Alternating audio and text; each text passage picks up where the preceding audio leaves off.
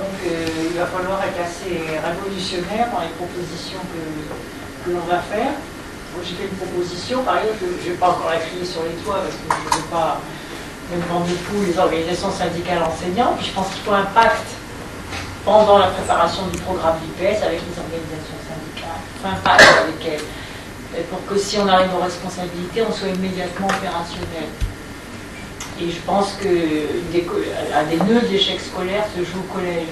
C'est-à-dire que les enfants arrivent en 6e, 5e, et là, s'ils décrochent, on sait déjà ceux qui n'iront pas jusqu'au baccalauréat ou ceux qui seront en situation de décrochage scolaire.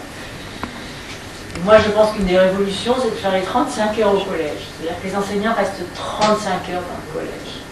Et dans ce paquet global, il y a des cours, mais ils ne quittent pas le collège quand ils ont fini leur cours, parce qu'on est dans un système où finalement, les parents qui ont les moyens, ou même ceux qui saignent au café, lorsque leurs enfants sont en difficulté, qu'est-ce qu'ils font?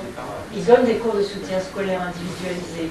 On est quand même dans un système absurde où aujourd'hui en France, on a maintenant des entreprises cotées en bourse de soutien scolaire, Academia, etc., qui donnent droit à des déductions fiscales. Et ceux qui font cours dans ces entreprises, c'est les profs du secteur public.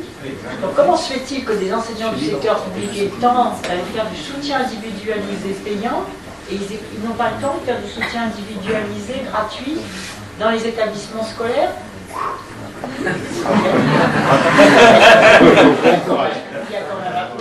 Mais je pense que si on ne fait pas, pourquoi pas avec une nouvelle génération d'enseignants, si nous disons, bah non, on doit acquis, on fait nos 17 heures de cours puis on s'en va.